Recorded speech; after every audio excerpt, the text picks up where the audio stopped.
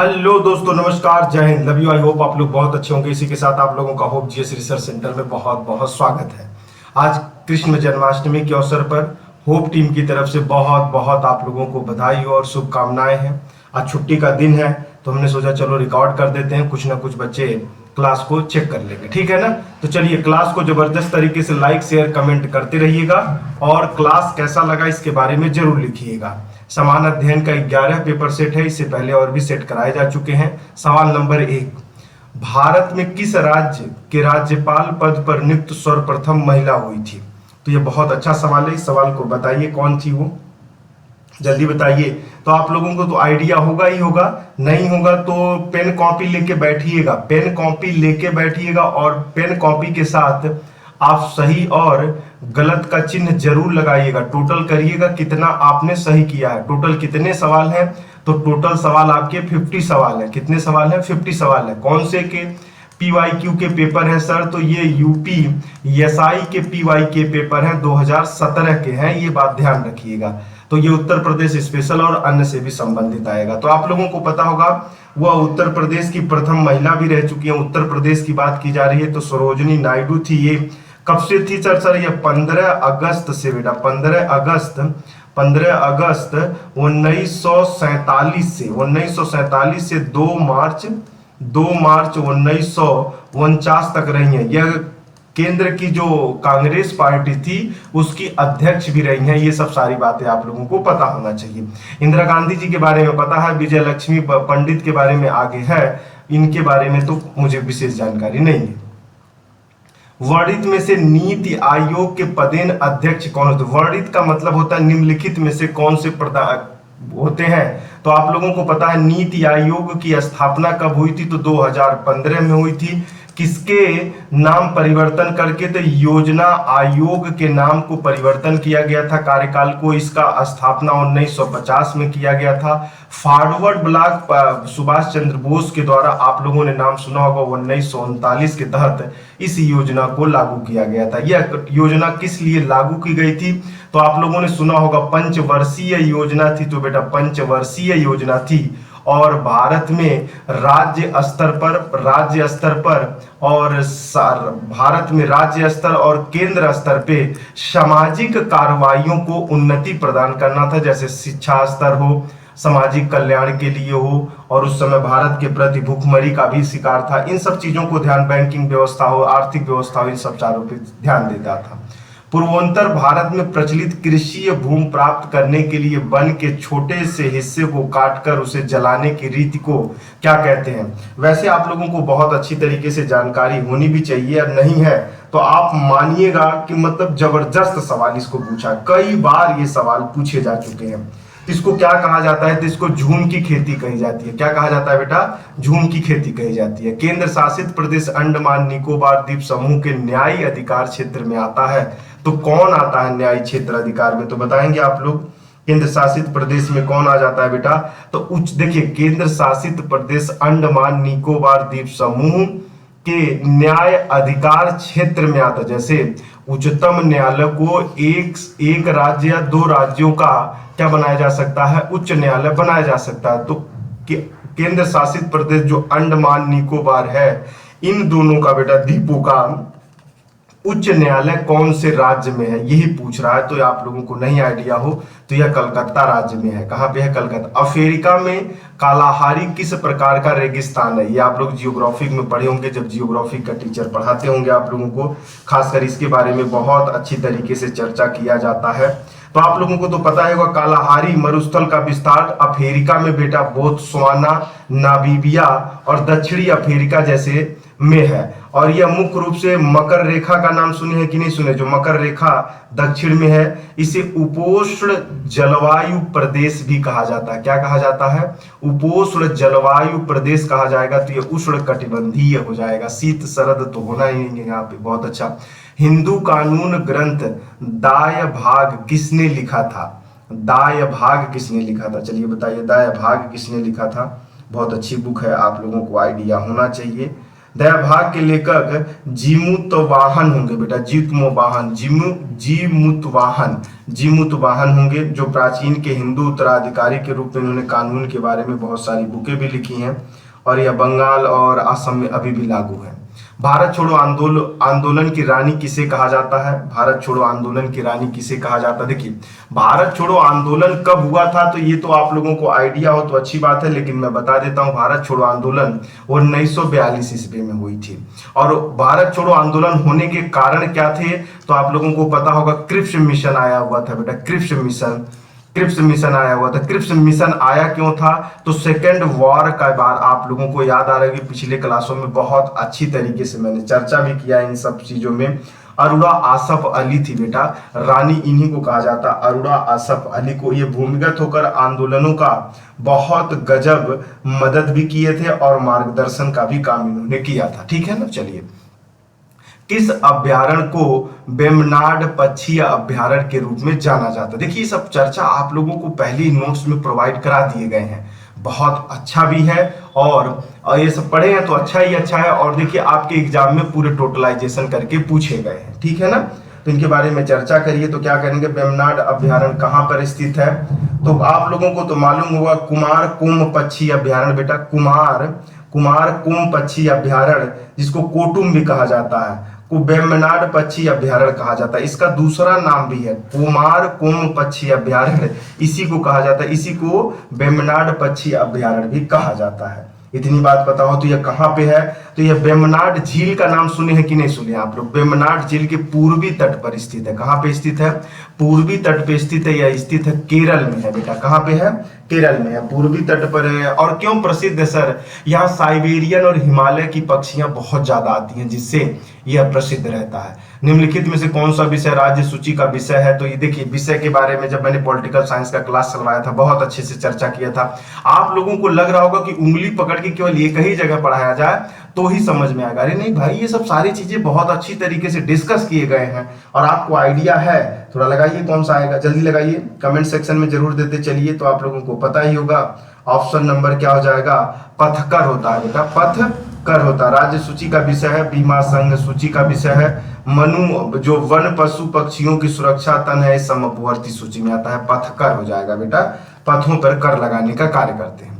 निम्नलिखित में से कौन सा कृषि उत्पादन में गिरावट के लिए एक कारण नहीं माना जाता है? मतलब वो कृषि में उत्पादकता पे कोई विशेष प्रभाव नहीं डालता है। तो बताइए कौन सा हो जाएगा?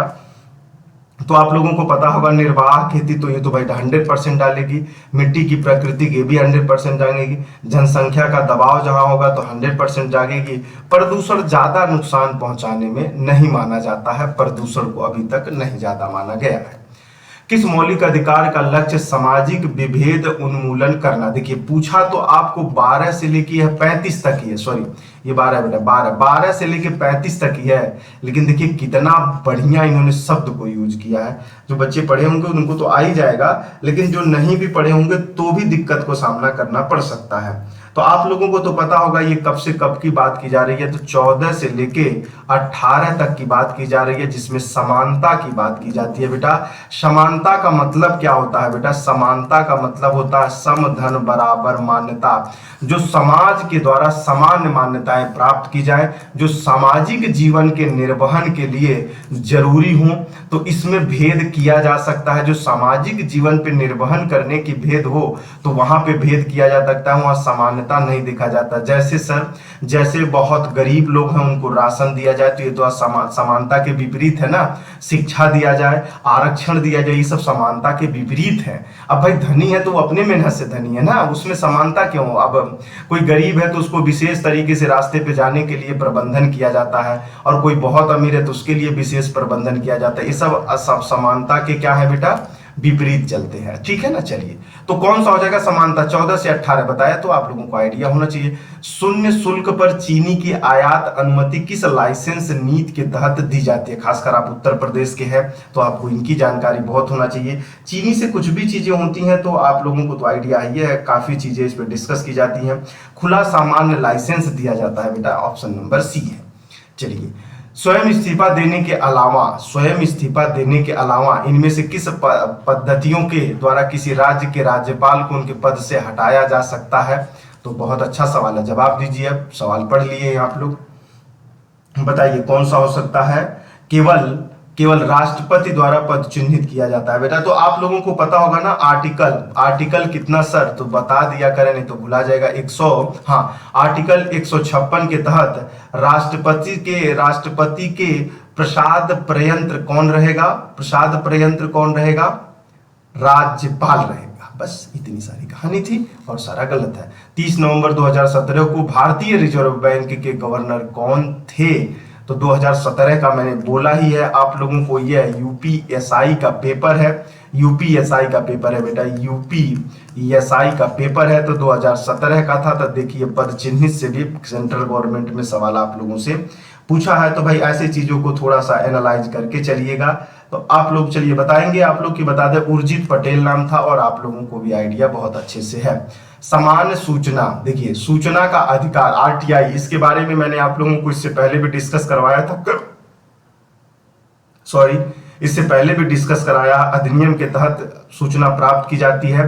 तो 2005 के अधिनियम के तहत आप लोगों को बताया गया था, अगस्त में लाया गया था और अक्टूबर में लागू करवाया था। ये सब सारी बातें हमने पिछले क्लास में डिस्कस किया है। आप लोग पिछले क्लास को भी रिवीजन करते चलेंगे तो कितने दिन के अंदर अंदर आपको प्रोवाइड कराना रहता है, तो आप सोच लीजिए, फिर हम बताएं। आप सोच लीजिए कितना दिन हो सकता है, 45, 60 दिन, 15, बहुत क्लोज नंबर दिया हुआ है। वैसे ये 30 दिन के अंदर होता है। बहुत अच्छा, यदि आपका सही है तो निम्नलिखित में से कौन कुल ऊर्जा का उपभोग में न्यूनतम योगदान देता है? देखिएगा, कुल ऊर्जा के न्यूनतम योगदान देता है। सवाल बहुत अच्छा है, लगाइए तो फिर बता दें हम आपको। जल्दी से सोच लीजिए, जल्दी सोचिए, उपभोग बहुत कम करता है। चलिए चलिए जल्दी बताइए कौन सा हो जाएगा। चलिए, भारत में कुल ऊर्जा के उपभोग में सर्वाधिक योगदान बेटा तापीय ऊर्जा का है। किसका है? तापीय ऊर्जा का है। किसका है सर? तापीय ऊर्जा का है। और न्यूनतम किसका है सर? न्यूनतम किसका है? तो परमाणु ऊर्जा का है बेटा, परमाणु ऊर्जा का। देखिए न्यूनतम पूछा है कि नहीं पूछा है। सर्वाधिक किसका है? तो तापीय ऊर्जा का है। न्यूनतम किसका है? तो परमाणु ऊर्जा। हमारे वहाँ ऐसे संयंत्र तमिलनाडु कहीं कहीं पे लगे हैं, इसके साथ बहुत खर्च आते हैं। चलिए देखिए, इसका नाम आप लोगों को पता हो तो सवाल लगा देंगे। इस बुक का फुल फॉर्म क्या होता है? एम्प्लॉय स्टॉक ऑनरशिप प्लान होता है। तो अब ऑनरशिप प्लान होता है तो अब आप लोग तो समझ ही गए होंगे। ई का मतलब क्या होता है बेटा? ई का मतलब एम्प्लॉय होता है, एम्प्लॉय। ठीक है ना। चलिए, ये सब चीजें आपको जब याद रहेंगी तभी आप बता पाएंगे, वैसे आप बता नहीं पाएंगे। ये कर्मचारियों का स्टॉक योजना है बेटा, जो स्टॉक स्वामित्व करने के लिए लगाई जाती है। इकोनॉमिक्स से सवाल था। वह कौन सा बजट होता है जिसमें प्रत्येक नई अवधि के लिए सभी खर्चों को न्याय उचित होना चाहिए? ऐसे में कौन सा बजट है वो तो बताएंगे आप लोग। तो शून्य आधार पर बजट लगाया जाता है। ये बजट के बारे में सर ने चर्चा किया होगा आप लोगों से, और नहीं भी किया है तो चलो आगे बढ़ते हैं, क्योंकि इससे बहुत ज्यादा डिस्कस करना पड़ेगा। पूरी ओवरऑल संसद को समझाना पड़ेगा, तब जाके समझ में आता है ये सब कंसेप्ट। बौनापन, बच्चों को होने वाले बौनेपन का रोग किस कमी के कारण होता है? चलिए बताइए, इसका कमी के कारण बता दीजिए क्या हो सकता है। थ से नाम होगा, यदि आप लोग लगा लीजिए तो अच्छी बात है, नहीं लगा पा रहे हैं तो बताइएगा।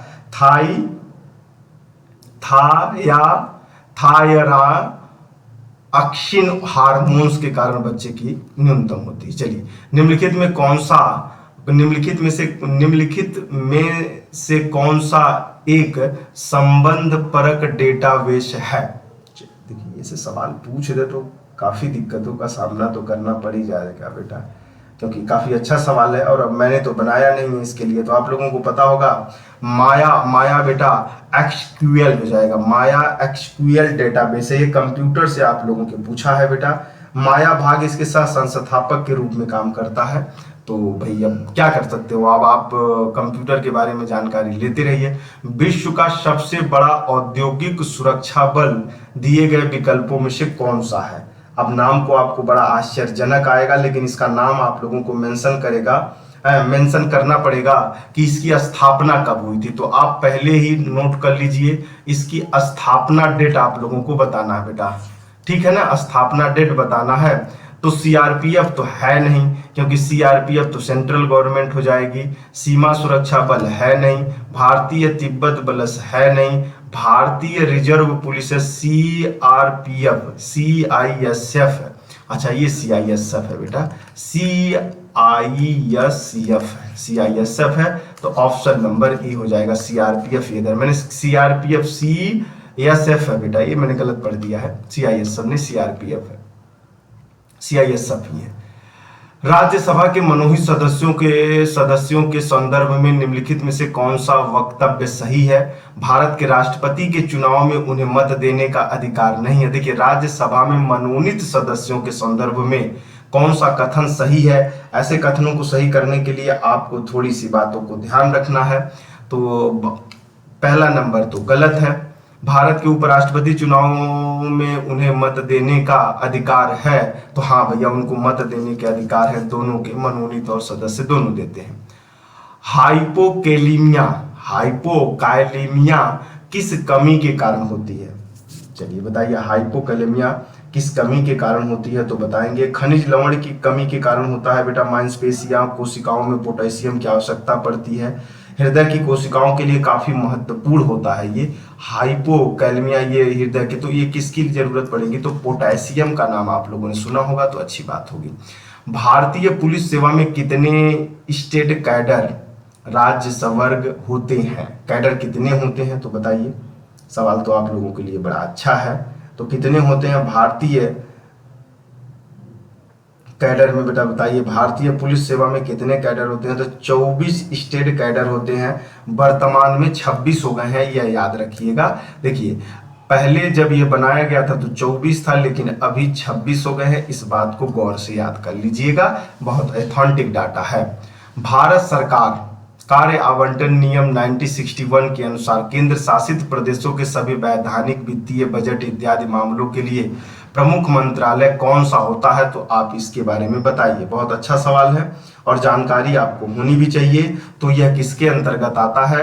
तो यह आता है गृह मंत्रालय के अंदर। जिसके अध्यक्ष कौन है? आप इनका नाम जरूर मेंशन कर दीजिए, इनके अध्यक्ष का नाम बताइएगा, जो गृह मंत्री में आजकल बैठे पड़े हैं।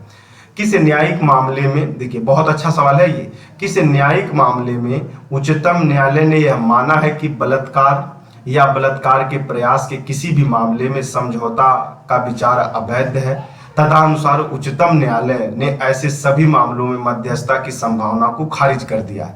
सर इतने बड़े सवाल पूछे जाते हैं क्या? भाई पूछा हुआ है, और ये जो शब्द है यह भारत के खासकर उत्तर प्रदेश, बिहार वाले राज्य में बहुत ज्यादा फेमस रहता है।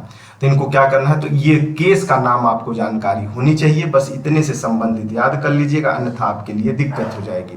तो इसमें किसी मध्य प्रदेश राज्य बनाम मदन लाल है बेटा, मध्य प्रदेश राज्य बनाम मदन लाल है, और ये 2015 की केस के तहत बलात्कार को अवैध मान दिया गया था, मध्यस्थता करने वाली बात को। भारतीय संविधान के अनुच्छेद 22 के अनुसार अधिकतम कितने समय के भीतर गिरफ्तार करके हिरासत के लिए किसी व्यक्ति को निकटतम मजिस्ट्रेट के समक्ष प्रस्तुत करना चाहिए? तो आप बताएंगे। तो 22 के अंदर कितने घंटे के अंदर करना पड़ता है?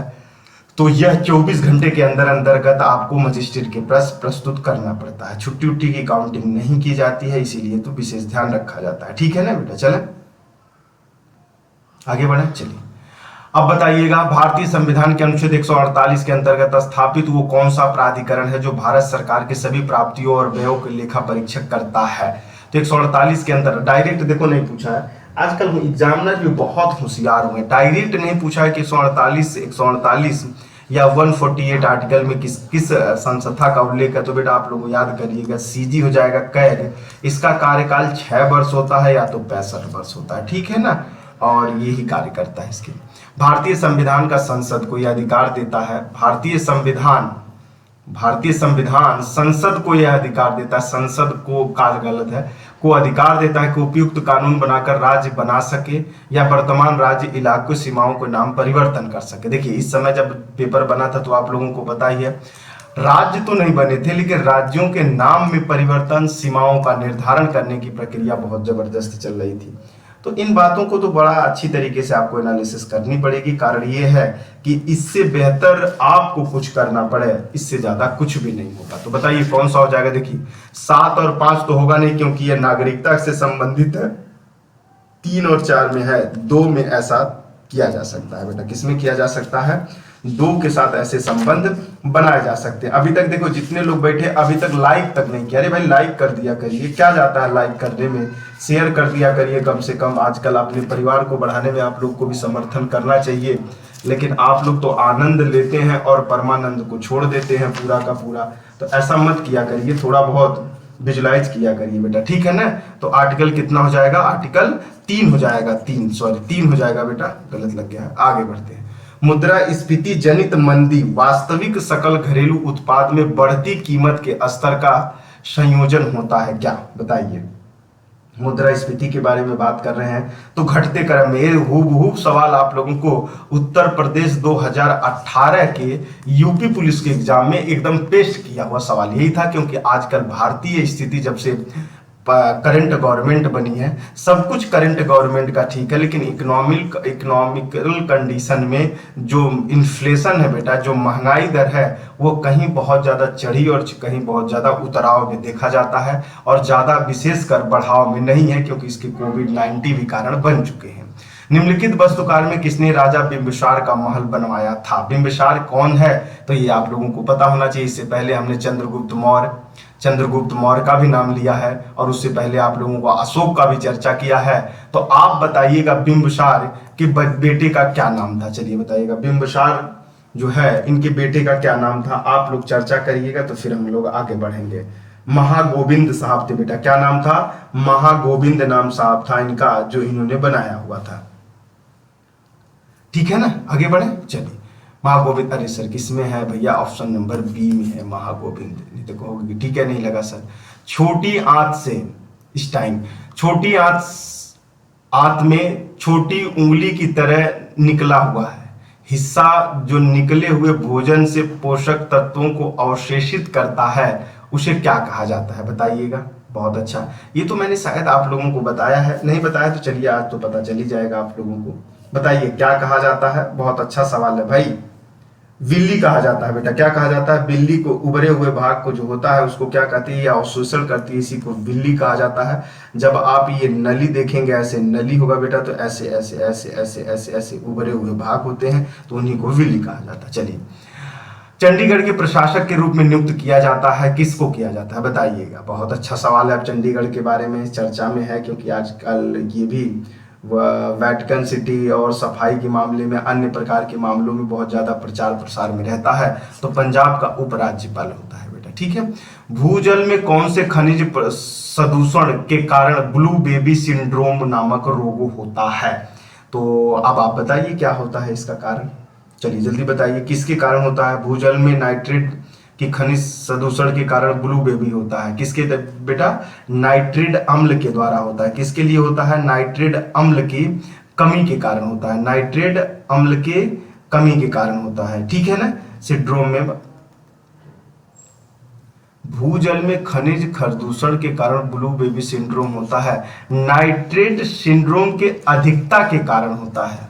किसके कारण होता है, अधिकता के कारण होता है बेटा, किसके कारण होता है, अधिकता के कारण होता है। किसके कारण होता है, अधिकता के कारण होता है। ये क्या करता है सर, यह शरीर में रक्त द्वारा ऑक्सीजन परिवहन की क्षमता को घटाने का परिणाम करता है बेटा, क्या करता है, शरीर में रक्त क्षमता को घटा देता है। चलिए इसका जवाब बताइएगा। निम्नलिखित विकल्प में किस अधिकार को संविधान के किस अनुच्छेद के साथ गलत तरीके से जोड़ा गया है। शोषण के विरुद्ध अधिकार तो सही ही बताया जा रहा है, धार्मिक स्वतंत्रता का अधिकार, यही आपको गलत लग रहा है। धार्मिक स्वतंत्रता का अधिकार बेटा, धार्मिक स्वतंत्रता का अधिकार तो 25 से लेके 28 के बीच में चर्चा किया गया है ना मेरे लालों। धार्मिक स्वतंत्रता का अधिकार, समानता का देखिए ये भी गलत दे रहा है, तरीके से जोड़ा गया है। समानता का अधिकार 14 से 28 की बात की जा रही है, ये बात सही है बेटा, समानता का अधिकार 14 से 28 तक लागू किया जा सकता है, लेकिन यार 14 से 28 तक नहीं होगा, गलत ये भी है। यहाँ देखिए दोनों सवाल गलत दे रहा है, ये 14 से 28 नहीं, 18 होना चाहिए। देखिए कितना गलत जवाब दिया हुआ है, यह 18 होना चाहिए और ये 28 दिया, तो इसमें दोनों ऑप्शन गलत है, बी और सी बेटा। अब इन दोनों में कौन सा वो यूपीएसआई माना होगा, अब वो तो वही निर्धारण कर सकता है, अब तो मैं बता नहीं सकता, अब दोनों गलत है। किस वर्ष मानव अधिकार संरक्षण अधिनियम के तहत राष्ट्रीय मानव अधिकार आयोग का गठन किया गया था? तो बताइएगा किसके तहत किया गया था। इनके सदस्यों की कार्यकाल कितनी होती है? तो इनके जो अध्यक्ष होते हैं उनका कार्यकाल होता है 3 वर्ष बेटा, 3 वर्ष होता है। और 3 वर्ष होगा या तो 70 वर्ष की आयु हो जाएगी। इसके अध्यक्ष बनने के काबिल कौन से होते हैं? तो 80 के रिटायर सुप्रीम कोर्ट के बेटा रिटायर होते हैं, तो 1993 में किया जाता है। चलिए आगे बढ़िए सर। भारत की कम्युनिस्ट पार्टी का गठन कब किया गया था? बताइए। भारतीय कम्युनिस्ट पार्टी का नाम सुने हैं कि नहीं सुने हैं? और ये आपके भारत आज़ाद होने के समय की ही बात है। भारतीय कम्युनिस्ट पार्टी का नाम सुने हो तो बताइएगा। कानपुर में हुआ था, ये भी बात आप लोगों को यहाँ तक बता दिया है। और चलिए कानपुर में हुआ था ये बता देते हैं। कानपुर में 26 बेटा 26 दिसंबर को हुआ था। इतनी तक बातें बता दी हैं, जल्दी से बता दीजिए। 26 दिसंबर तक हो गए थे। अच्छा, संस्थापक का भी नाम बता देते हैं। चलिए एम.एन. राय का नाम सुना है कि नहीं? एम.एन. राय साहब का नाम सुना हो तो अब बता दीजिए। तो ऑप्शन नंबर बी सही हो जाएगा, टिक लगा लीजिए। ठीक है। भारत सरकार के बजट के संदर्भ में निम्नलिखित में से कौन सा कथन सही है? तो बताइए कौन सा कथन। लोकसभा में बजट पर बहस 2 चरणों में होती है। लोकसभा में वित्तीय के भाषण के समापन बेटा, वित्तीय के भाषण के समापन पर वार्षिक वित्तीय विवरण राज्यसभा की मेज पर रखा जाता है। बताइए कौन सा सवाल सही होगा। वैसे थोड़ा सा बड़ा सवाल है, लेकिन आप लोगों को घबराने की जरूरत नहीं है। 2 चरणों में ही होता है और ऑप्शन नंबर डी सही हो जाएगा यहाँ पे। ठीक है ना। आगे बढ़िए। गन्ना उपज प्रति हेक्टेयर सबसे अधिक किस भारतीय राज्य में होता है? तो प्रति हेक्टेयर की बात की जा रही है, ध्यान रखिएगा। प्रति हेक्टेयर की बात है, ये इसकी है, प्रति हेक्टेयर की बात है। तो उसमें थोड़ा सा आप लोगों को दिमाग लगाने की जरूरत पड़ेगी। तो बताइए कौन सा हो जाएगा। गन्ना का प्रति हेक्टेयर गलत जवाब लगाओगे, मुझे मालूम है उत्तर प्रदेश लगा रहे होंगे, लेकिन तमिलनाडु हो जाएगा। ठीक है ना। इसीलिए मैंने रुका हुआ था कि आप अपना खुद का मूल्यांकन कर लीजिए। सर्वाधिक तमिलनाडु राज्य में गन्ना प्रति हेक्टेयर सबसे ज्यादा होता है बेटा। दक्षिण भारत में अनुकूल काली मृदा पाई जाती है इन्हीं सब के कारण। और भारत में सबसे ज्यादा गन्ना पैदा कहाँ होता है? तो वो तो उत्तर प्रदेश में ही होता है। खड़ियों में मिलावट ईंधन, गाड़ियों में मिलावटी ईंधन इस्तेमाल करने से निम्नलिखित में से कौन सा उत्सर्जन अधिक मात्रा में होता है? Hydrocarbon, carbon monoxide, chlorofluorocarbon. अब बताइए तीनों में से कौन सा सबसे ज्यादा उत्सर्जन में आता है? तो हाइड्रो और हाइड्रो तो है ये है, और क्लोरोफ्लोरोकार्बन तो इससे नहीं निकलता। ऑप्शन नंबर बी 2 सही है, तो ऑप्शन नंबर डी सही है बेटा। यहाँ पे कौन सा सही हो जाएगा? ऑप्शन नंबर डी सही हो जाएगा। भारतीय संविधान की मूल हस्तलिखित प्रतिलिपियां कहाँ रखी गई हैं? बहुत अच्छा सवाल है, देख लीजिए आप लोग। ये प्राचीन ग्रंथों के रूप में संदर्भित आप लोगों को किया जा रहा है। बताइए कहाँ पे रखा गया है? बताइए जल्दी करिए। भारतीय संबंध की हस्तलिपियां कहाँ रखी गई हैं? तो संसद के वास्तुकला में रखी गई हैं। कहाँ पे रखी गई हैं? संसद के वास्तुकला में रखी गई हैं बेटा। भारतीय संसद के वास्तुकला में रखी गई हैं। चलिए आगे आइए। निम्नलिखित राज्यों में से किसे गंगा नदी नहीं बनती है, मतलब नहीं बहती है? निम्नलिखित राज्यों में से किसी, क्या हो गया यार, बड़ा गलत सवाल आ रहे हैं आजकल दिमाग में। निम्नलिखित राज्यों में से किससे गंगा नदी नहीं बहती है? तो इसका नाम तो आप लोगों को पश्चिम उत्तराखंड तो होगा। ऑप्शन नंबर डी सही हो जाएगा बेटा, अरुणाचल प्रदेश हो जाएगा। कौन हो जाएगा?